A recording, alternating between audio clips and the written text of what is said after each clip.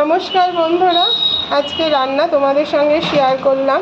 আজকে গরম ভাতে দিয়েছি উস্তে সিদ্ধ, সাথে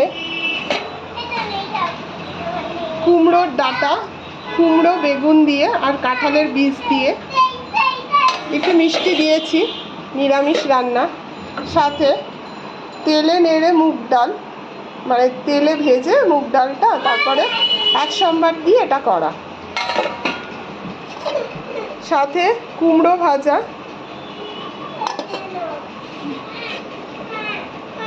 পটলের তরকারি, এটা ঘি গরম মশলা দিয়ে করা।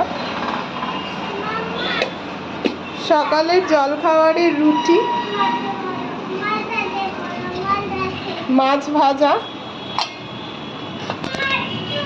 মাছের ঝোল, এটা আগের দিনের ফলি মাছের ঝোল। এই ছিল আজকের রান্না।